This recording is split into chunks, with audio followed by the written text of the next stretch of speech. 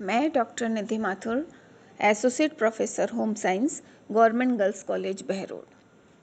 आज का हमारा टॉपिक है फिजिकल डेवलपमेंट या शारीरिक विकास। व्यक्ति के जीवन में शारीरिक विकास का बहुत ही महत्वपूर्ण स्थान है।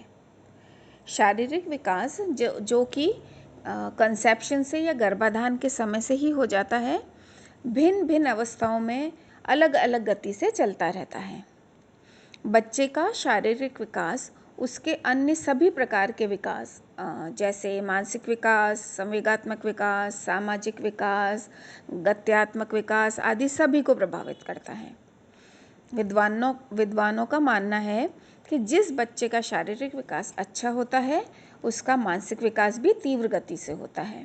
इसी प्रकार शारीरिक विकास पर ही सामाजिक व संवेगात्मक विकास भी निर्भर करता है। जैसे जो बच्चे अस्वस्थ हुए या कमज़ोर होते हैं वे स्वभाव से बहुत चिड़चिड़े हो जाते हैं, जिससे उनके समूह के साथी भी कम हो जाते हैं, ज़्यादा दोस्त नहीं बना पाते या जो दोस्त होते हैं वो भी अलग हो जाते हैं। अतः उनका सामाजिक विकास भी ठीक तरीके से नहीं हो पाता।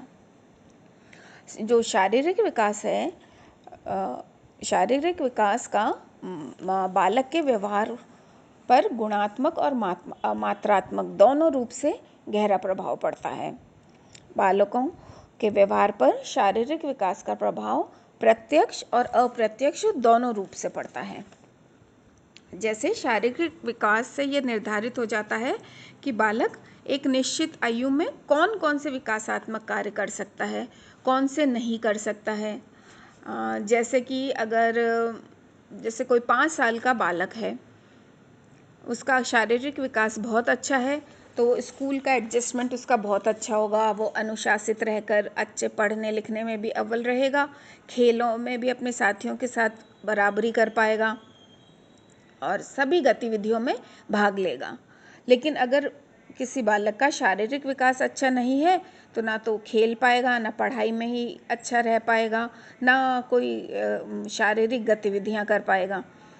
तो अगर शारीरिक गतिविधियां नहीं करेगा तो साथ ही जो दोस्त हैं उनके साथ ना खेल पाएगा, ना उनके साथ अच्छे से रह पाएगा और उसकी भावनाएं भी उसके व्यवहार को प्रत्यक्ष रूप से प्रभावित करेगी।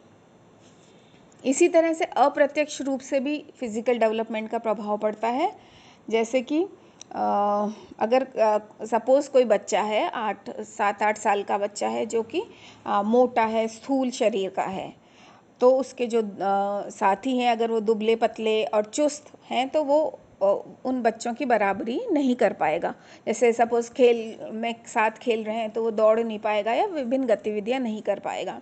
तो इस कारण से वो मानसिक एक प्रताड़ना उसमें प्रारंभ हो जाएगी और उससे उसके मन में हीन भावनाएं, कुंठाएं वगैरह पनपने लग जाएगी, जिसका कि बहुत ही सीरियस और लॉन्ग लास्टिंग इफ़ेक्ट पड़ेगा उसके बिहेवियर में, फ्यूचर में।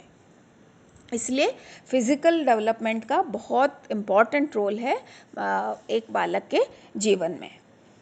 अब फिज़िकल डेवलपमेंट का मतलब क्या है? शारीरिक विकास, इसके अंतर्गत शरीर के सभी आंतरिक और बाहरी अंगों का विकास होता है। जैसे शरीर की लंबाई, भार, शारीरिक अनुपात, अस्थियों का विकास हो गया, मांसपेशियों का विकास हो गया, आंतरिक जो अंग हैं उनका विकास हो गया। ये सारे विकास शारीरिक विकास के अंतर्गत आते हैं। साथ ही शारीरिक स्वास्थ्य का भी हम अध्ययन करते हैं शारीरिक विकास के अंदर, और साथ ही ये भी हम देखते हैं कि ऐसे कौन कौन से तत्व हैं जो कि शारीरिक विकास को प्रभावित करते हैं। जो शारीरिक विकास है उसका एक चक्र होता है, जो कि शारीरिक विकास चक्र कहलाता है। इसका मतलब है कि शारीरिक विकास जो है कुछ अलग अलग 4 अवस्थाओं के अंतर्गत होता है। जन्म के बाद शारीरिक विकास की 4 अवस्थाएं होती है। पहली अवस्था होती है जन्म के बाद 2 वर्ष तक शारीरिक विकास की गति बहुत तीव्र होती है। फिर 3 से 11 वर्ष की अवधि में शारीरिक विकास की गति मंद हो जाती है। फिर पुनः 11 से 15 वर्ष तक शरीर तीव्र गति से विकसित होने लगता है और फिर 16 से 18 वर्ष तक पुनः शारीरिक विकास की गति मंद पड़ जाती है। यानी शारीरिक विकास समान गति से नहीं चलता और इसमें उतार चढ़ाव पाए जाते हैं। और जो ये पूरी साइकिल है, कभी तेज होना, कभी कम होना, कभी फिर तेज हो जाना, फिर कम हो जाना, ये फिजिकल ग्रोथ साइकिल कहलाती है या शारीरिक विकास चक्र कहलाता है। और इस जो ये शारीरिक विकास चक्र है, इसका प्रभाव शिशु की कई गतिविधियों पर या कई क्रियाओं को प्रभावित करता है। जैसे सबसे पहले शक्ति स्तर या कार्य क्षमता। शारीरिक विकास का क्रम जो है वो बालक की कार्य क्षमता और शक्ति पर पड़ता है। अगर तीव्र विकास की गति की जब जो स्थिति होती है, उसमें बालक के शरीर के जो अंदरूनी अंग होते हैं, आंतरिक अंग होते हैं, उसमें ऊर्जा का व्यय अतिरिक्त हो जाता है, यानी ज़्यादा ऊर्जा खर्च होने लगती है जब अंदर के जो अंदरूनी अंग हैं वो विकसित होने लगते हैं, जिससे कि बालक की शक्ति का अपव्यय होने लगता है और इस कारण से बाहरी अंगों की क्रियाशीलता कम हो जाती है। और इस समय अगर बालक को पर्याप्त आहार नहीं मिले या आराम ना मिले तो वो बहुत जल्दी थकान महसूस करने लगता है। और इसी के विपरीत अगर वृद्धि की गति मंद हो जाती है तो उसकी कार्य क्षमता में कोई दुष्प्रभाव नहीं पड़ता है। इसी प्रकार इस जो फिजिकल ग्रोथ साइकिल है, उसका समायोजन क्षमता पर भी प्रभाव पड़ता है। मतलब वृद्धि की गति जब तीव्र हो जाती है तो बालक की कार्य क्षमता में कमी आ जाती है, जिससे जो बाहरी वातावरण के साथ समायोजन होता है उसमें उसे कठिनाई होने लग जाती है, क्योंकि विकास की गति तीव्र होने पर उसको नए नए परिवर्तन होने लगते हैं और बालक को उनके साथ समायोजन करना पड़ता है। और यदि बालक नए परिवर्तन के साथ समायोजन नहीं कर पाता है तो संवेगात्मक तनाव होने लगता है। और इसके विपरीत अगर वृद्धि की गति मंद होती है तो बालक आसानी से एनवायरनमेंट के साथ या बाहरी वातावरण के साथ समायोजन कर लेता है। फिर पोषणीय आवश्यकता का भी प्रभाव ग्रोथ साइकिल के हिसाब से पड़ता है। जैसे बालक की उत्तम शारीरिक वृद्धि अच्छे स्वास्थ्य के लिए संतुलित और पौष्टिक भोजन की बहुत ज़्यादा ज़रूरत होती है।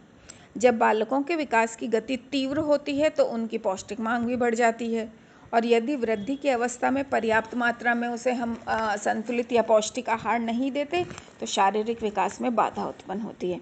और स्पेशली प्रोटीन की कमी अगर होती है तो शिशु की शारीरिक वृद्धि रुक जाती है और लंबाई व भार में नॉर्मल बच्चों की तुलना में वे कम रह जाते हैं। और इवन स्टडीज़ में ये तक देखा गया है कि शारीरिक वृद्धि ही नहीं, उसके जो इमोशनल संवेगात्मक और सामाजिक विकास की पोषणीय मांग से प्रभावित होता है।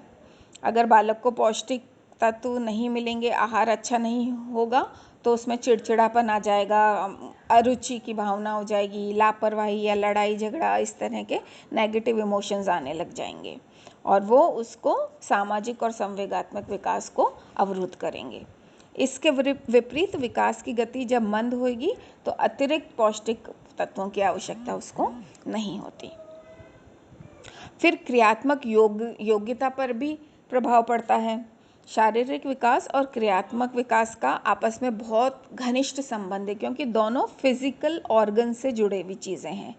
जब बालक के विकास की गति मंद गति से होती है तो आंतरिक जो अंगों पर ऊर्जा का व्यय कम हो जाता है और शरीर में ऊर्जा का पर्याप्त भंडार रहता है, जिससे कि बाहरी क्रियाओं का कुशलतापूर्वक आसानी से करता जाता है।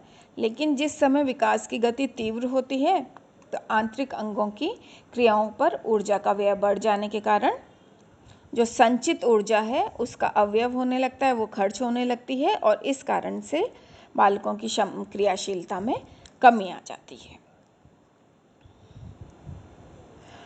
अब हम ये भी बात करेंगे कि शारीरिक विकास का क्षेत्र कौन से हैं या क्या महत्व है। कौन कौन से 5 क्षेत्र हैं जिसके अंदर की शारीरिक विकास होता है। सामान्य शारीरिक विकास के अंतर्गत मेनली 5 एरियाज़ कवर करते हैं हम। नाड़ी विकास संस्थान का विकास, मांसपेशियों का, अंतःस्रावी ग्रंथियों का विकास, शारीरिक संरचना का और स्वस्थ शरीर का विकास। इन 5 क्षेत्र में विकास होता है और उससे बालक के व्यवहार को पर प्रभाव पड़ता है और बालक का व्यक्तित्व निर्धारित होता है और इन सब के माध्यम से ही एक वो अच्छे व्यक्तित्व को निर्धारित करता है। अब जैसे हम सबसे पहले बात करें नाड़ी संस्थान के विकास की, तो विकास का हमने पहले पढ़ रखा है कि विकास का सिद्धांत है कि विकास मस्तकाधोमुखी यानी सिर से पैर की ओर होता है। इस कारण शारीरिक विकास क्रम में नाड़ी संस्था का विकास होता है और नाड़ी संस्थान का जो मेन ऑर्गन है वो है मस्तिष्क, ब्रेन, जिसके विकसित होने से बालक का बौद्धिक विकास होता है और विभिन्न मानसिक योग्यताएं उसके अंदर डेवलप होने लगती है। मानसिक क्षमताओं के विकास के कारण ही जो बच्चा है वो अपने वातावरण के साथ आसानी से एडजस्टमेंट कर पाता है और नए नए बिहेवियर पैटर्न्स वो दिखाता है। ये जो बिहेवियर पैटर्न्स या जो प्रतिमान है व्यवहार के, वो संवेगात्मक या सामाजिक व्यवहार को किसी से भी संबंधित व्यवहार ये हो सकते हैं। इसलिए नाड़ी संस्थान के विकास के माध्यम से शारीरिक विकास सभी प्रकार के विकास में सहायता प्रदान करता है। फिर दूसरा आता है मांसपेशियों का विकास। शारीरिक विकास के दौरान बालक की मांसपेशियों का भी विकास होता है। मांसपेशियों के विकास से बालक में क्रियात्मक क्षमताओं में विकास होता है, जिससे बालक आयु के हिसाब से धीरे धीरे क्रियाएं करने लगता है। जैसे शिशु खड़े होने लगता है, चलने लगेगा, दौड़ने लगेगा, भागने लगेगा या अन्य क्रियाओं को सफलतापूर्वक करेगा। और क्रियात्मक क्षमताओं के विकास के कारण ही बाल्यावस्था में खेल आदि के प्रति उसका रुझान बढ़ने लगता है और वो खेलों के द्वारा अपना पूरा मनोरंजन कर लेता है। फिर है अंतःस्रावी ग्रंथियों का विकास। शारीरिक विकास के अंतर्गत अंतःस्रावी ग्रंथियों का विकास बहुत ही महत्वपूर्ण है और अवस्था अनुसार उनकी क्रियाशीलता में वृद्धि होना बहुत ज़रूरी है। शरीर में जो अनेक ये अंतःस्रावी ग्रंथियां पाई जाती हैं वो अलग अलग अवस्था में क्रियाशील होकर शारीरिक विकास में अपना योगदान देती है। फॉर एग्ज़ाम्पल गले में जो थायराइड ग्लैंड होती है उसका स्राव शारीरिक और मानसिक विकास में सक्रिय योगदान देता है। इसी प्रकार प्रजनन ग्रंथियां वयसंधि अवस्था आने पर क्रियाशील हो जाती हैं, जिससे कि बालक और बालिकाओं में महत्वपूर्ण शारीरिक परिवर्तन होते हैं, जो कि बाल्यावस्था से किशोरावस्था की ओर होते हैं। जैसे बालों का आना, लड़कों में आवाज़ का भारी होना या लड़कियों में दूसरी पेल्विक रीजन में हुआ, चाहे ब्रेस्ट हुआ, ये सारी चीज़ों का डेवलपमेंट होने लगता है। किशोरावस्था क्रम की एक विकास की एक बहुत इम्पॉर्टेंट अवस्था है। फिर है शारीरिक संरचना का विकास। शारीरिक विकास के अंदर हम संपूर्ण शारीरिक संरचना मतलब लंबाई हुई, भार हुआ, शारीरिक अनुपात हुआ, चेहरा हुआ, अस्थियाँ, मांसपेशियाँ, मतलब सभी चीज़ों का विकास होता है और इसके कारण बच्चे के अच्छे शारीरिक ढांचे का निर्माण होता है और शारीरिक ढांचा बच्चे के बाहरी व्यक्तित्व का आधार होता है। अगर शारीरिक रूप से संगठित अगर बच्चा हुआ तो अधिक प्रभावशाली दिखाई देता है ना, कंपैरेटिवली अगर एक कोई दुबला पतला सा कमज़ोर सा बालक हमको दिखाई दे तो। इसी प्रकार स्वस्थ शरीर का विकास भी शारीरिक विकास के अंतर्गत आता है। विकास का जो भी विकास हो वह सामान्य हो और सभी अंग सामान्य शारीरिक अवस्था में हो और संतुलित ढंग से कार्य करते रहें, है ना। यदि सभी अंग सामान्य ढंग से विकसित होते हैं और अपना अपना संबंधित कार्य करते रहते हैं तो निश्चय ही बालक का शारीरिक विकास अच्छा होता है और बालक स्वस्थ व निरोगी रहता है।